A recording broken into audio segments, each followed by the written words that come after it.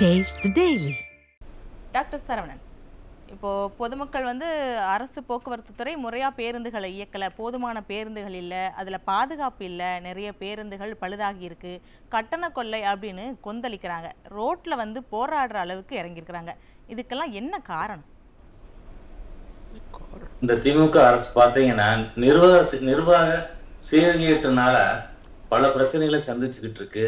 மக்களுடைய அந்த அதிருப்தியை சம்பாதிச்சிருக்குது இந்த 4.5 வருஷத்துல. இப்ப போக்குவரத்து துறை பொதுவாக பார்த்தீங்கன்னா எப்படி நம்ம சுகாதாரத்துறையோ கல்வித்துறையோ ஒரு லாப நோக்கோட செயல்பட முடியாது. அந்த மாதிரி போக்குவரத்து துறையும் அதன் சார்ந்த ஒரு துறை தான், அது மாதிரி தான் இருக்கணும்.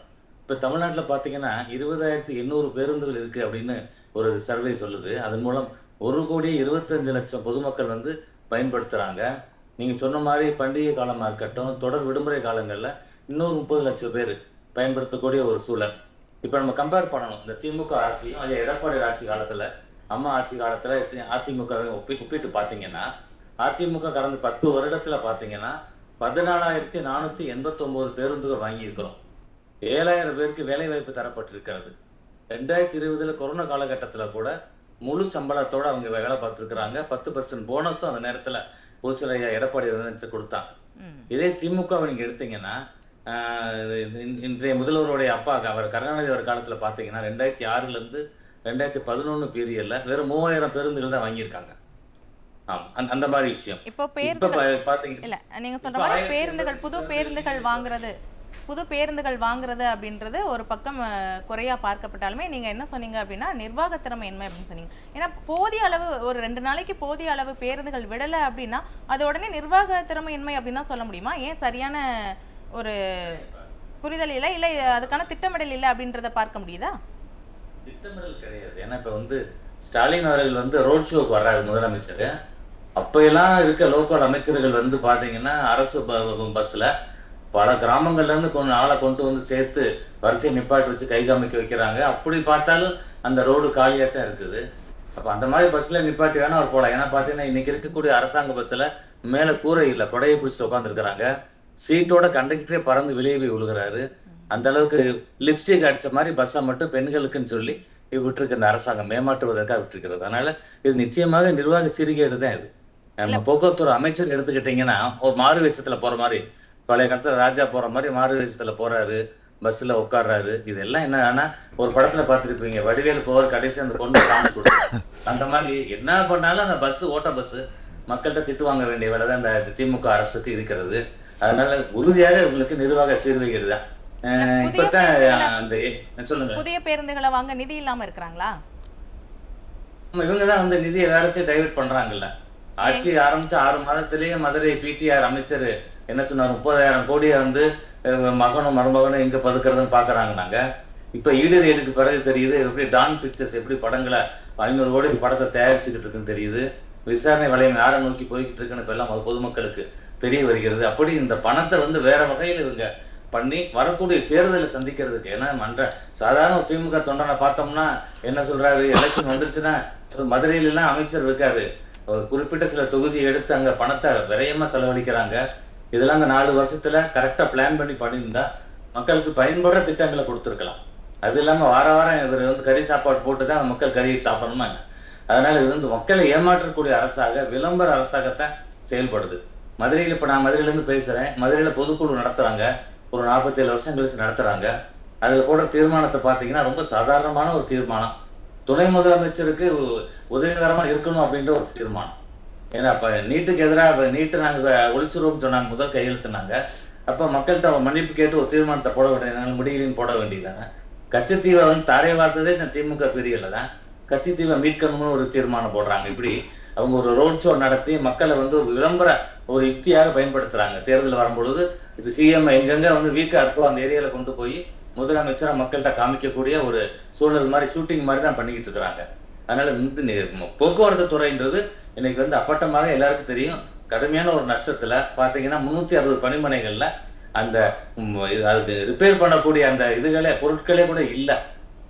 இப்பதான் சமீபத்துலதான் வேலை வாய்ப்புக்காக ஏதோ ஒரு கால்ஃபார் பண்ண மாதிரி ஒரு செய்தியை பார்க்கிறோம். 2877 வேகன்சி இருக்குன்னு கால்ஃபார் பண்ணி ஆட்சி முடிய போற நேரத்துல இவங்க பாக்குறோம்.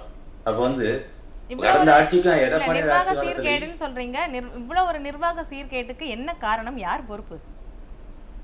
இல்ல பிளான் பண்றதே இல்ல. முதலமைச்சர் நீங்க பாத்தீங்கன்னா ஒரு பொம்மை முதலமைச்சரா தானே செயல்படுறாரு. அவர் நடந்து வர்றதே அந்த ரீல்ஸே பாத்தீங்கன்னா என்ன பண்றாங்க, அதை கொஞ்சம் ஸ்பீடை கூட்டி வைக்கிறாங்க. அவர் நடக்கிறத விட நீங்க பாத்தீங்கன்னா வேகமா நம்ம சினிமால பார்ப்போம் இல்லையா, அந்த மாதிரி ஃபாஸ்டா நடந்து வர மாதிரி காமிக்கிறாங்க. அப்படி மக்களை ஏமாற்றக்கூடிய வகையில செய்யறாங்க. அவங்க எதுவுமே உருப்படியான திட்டங்களை மக்களுக்கு தரல. இல்ல மதுரையில வந்து ஒரு பெரிய கால்வாய் இருக்கிறது, கிருதுமா நதின்னு வரலாற்று சிறப்பு மிக்க நதியா இருந்தது, பெரிய கால்வாயா போகுது. அதுக்கு ஒரு 90 கோடி ஒதுக்கணும்னு சொல்றாங்க. வேலையை ஆரம்பிக்கல. முதலமைச்சர் வரப்போறாருன்னு அதை வந்து துணி வச்சு அதை மறைச்சு கட்டுறாங்க. அவங்களோட கூட்டணி கட்சி பிசி கட்சியை சேர்ந்துட்ட தொண்டர்களே அங்க வந்து சாலை மறியல் பண்ணி பிரச்சனை பண்ண பிறகு அதை எடுக்கிறாங்க. அப்ப வந்து இதெல்லாம் தெரியுது பாருங்க எந்த எந்த அளவுக்கு இவங்க பண்றாங்க அப்படின்றத. முதலமைச்சர் கண்ணில் படாம அந்த சாக்கடையை மறைக்கிறாங்களா? நாங்கெல்லாம் அந்த என்னோட மருத்துவமனை பகுதியில தான் இருக்கிறது. அதெல்லாம் ஒரு பக்கம் இருக்குது. இந்த விளம்பரப்படுத்துறது அப்படின்னு சொல்றீங்க. சோ இதெல்லாம் இந்த நிகழ்வுகள்லாம் நடந்துட்டு தான் இருக்கு. இப்ப போக்குவரத்து துறையில எடுத்துக்கிட்டோம் அப்படின்னா ஒவ்வொரு ஆண்டுமே போக்குவரத்து துறைக்கு அப்படின்னு குறிப்பிட்ட நிதி ஒதுக்கப்படுது. ஆனாலும் இன்னும் போக்குவரத்து துறை 20,000 கோடி நஷ்டத்திலேயே இயங்குது அப்படின்னு சொல்றாங்களே, எதனால அது? விளம்பர மாடலே இதுதான். அவங்க பாத்தீங்கன்னா பட்ஜெட்டை பாத்தீங்கன்னா பட்ஜெட் எல்லாமே அறிவிப்பாங்க. 2300 பேருந்துகள் வாங்க போறோம், டீசல் பேருந்துனாங்க. 1000 எலக்ட்ரிக் பஸ் வாங்க போறோம்னாங்க. தமிழ்நாட்டு மக்கள் எல்லாம் கனவு கண்டாங்க. மதுரைக்கெல்லாம் எவ்வளவு அதுல 300-400 பஸ் ஒதுக்கும்னு சொன்னோன்னு இங்க மதுரை மக்கள் எல்லாம் சரி எலக்ட்ரிக் பஸ்ல போறோம் போல, ஃபாரின்ல போற மாதிரி போறோம் போலன்ட்டு மக்கள் ஒரு கனவுல இருந்தாங்க. அதனால இவங்க பட்ஜெட்ல எல்லாமே சொல்லுவாங்க. கடைசி நிதர்சனமா பார்க்கும் பொழுது நீங்க சொன்ன மாதிரி 8000 பஸ் நேரம் வாங்கி இருந்திருக்கணும். பேருந்துகள் 1000 சொச்சம் பஸ் தான் வாங்கியிருக்கிறாங்க. அப்ப அந்த நிதி என்னாச்சு உங்களுக்கு? அப்ப அந்த டாஸ்மாக்ல பாட்டிலுக்கு 10 ரூபா வச்சு இவங்க சம்பாதிக்கிறாங்க. அதையும் பொய் கணக்கு காமிச்சு அதை டபுள் மடங்கு இப்ப அவங்க லாபம் பார்த்துருக்கிறாங்க. இதெல்லாம் பதுக்கி வச்சு தேர்தல்லாம் மக்களுக்கு 1000-2000 ரூபாய் கொடுத்து திரும்ப ஓட்டு வாங்கி வந்துடலாம் அப்படின்ற ஒரு நினைப்புல பண்றாங்க. முழுவதும் நிர்வாகம்ன்றதே நடக்கல, ஸ்தம்பிச்சு போயிருக்கு அப்படின்னு தான் நம்ம தமிழ்நாட்டுல நம்ம சொல்லணும். அதைத்தான் மக்கள் வந்து சாலையில இறங்கி மறியல் பண்ணக்கூடிய ஒரு சூழல். 5000-6000 பேர் திரண்டு இருக்கிறாங்க. பஸ் இல்ல, என்ன செய்வாங்க? அப்ப இது மாதிரி ஒரு போராட்டத்தை அவங்க வெளிப்படுத்தக்கூடிய ஒரு சூழல் நடக்குது. கிளாம்பாக்கம் 397 கோடியில எடப்பாடி ஆட்சி காலத்துல அதுக்கு வந்து அடிக்கல் நாட்டினார். இவங்க ஸ்டிக்கர் ஒட்டி திறந்தாங்க. பல தென் மாவட்டங்களுக்கு அங்க இருந்தா பஸ் வருது. ஒரு நாளைக்கு சுமார் ஒரு 18,000 மக்கள் வந்து அந்த இது பஸ் இதை பயன்படுத்துறாங்க, சர்வீஸை பயன்படுத்துறாங்க. விழா காலங்கள்ல அது இன்னொரு 10,000 எக்ஸ்ட்ரா ஆகுது. அப்ப அங்க எந்தவித எதுவுமே மக்களுக்கான ஒரு ஏற்பாடுகள் செய்யல இல்ல. அப்ப இது நிச்சயமாக இப்ப வந்து நிர்வாக சீர்கேடு தானே இது இந்த ஆட்சிக்கு. அப்ப இந்த கம்பேரிசனே காமிக்கும். அதனால மக்கள் ரொம்ப விரும்புறது அதிமுக ஆட்சி எடப்பாடி தலைமையில வரணும். எப்படி மருத்துவத்துறையில ஒரு 7.5% அரசு பள்ளி மாணவர்கள் கொடுத்தாரோ அந்த மாதிரி ஒரு சாமானியரோட கஷ்டத்தை புரிஞ்சவர் இவரு அப்படின்னு மக்களோட மனநிலையே இன்னைக்கு மக்களை வந்து இவங்க கொண்டு வந்து சேர்த்து இருக்கிறாங்க. இவங்களோட ரோட் ஷோ மூலம் முதலமைச்சரோட அந்த ஷூட்டிங் மூலம் வந்து மக்களுக்கு உண்மை தெரிஞ்சிருக்கிறது. டாக்டர் சரவணன், இப்போ இவ்வளோ முதல் சுற்றுல மற்ற விருந்தினர்கள் பேசுனதும் பார்த்துருப்பீங்க. போக்குவரத்து துறையில ஊழல் நடக்குது, ஒரு சைடு முறைகேடு நடக்குது, பராமரிப்பு இல்லாத பல பேருந்துகள் அப்படின்னு மக்கள் பயங்கரமா சிரமப்படுறாங்க இல்லையா? இதுக்கெல்லாம் தீர்வு என்ன? 2026 மே மாசம் வாக்கு எண்ணும் பொழுது வரும். நம்ம எடப்பாடியார் தலைமையில் அமையக்கூடிய கூட்டணி மிகப்பெரிய வெற்றி பெற்றது. தமிழ்நாட்டு சிஎம்ஆ முதலமைச்சரா எடப்பாடியார் வராது அமர்றார் அப்படின்றதுதான் இதுக்கான தீர்வு மேடம். அது மட்டும்தான் தீர்வா இருக்க முடியுமா? அது மட்டும்தான் தீர்வா இருக்கு?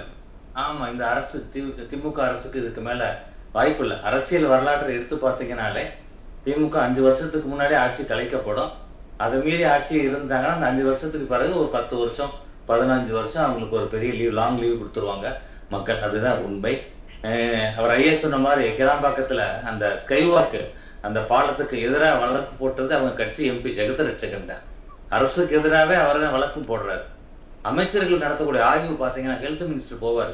இப்போ சமீபத்தில் கூட பரமக்குடியில போய் பார்த்தார் பிஹெச்சியை. அங்கே அவர் வந்து மக்கள் குறைவோ அங்கே என்ன ஃபெசிலிட்டி இருக்குன்றதை பார்க்கல.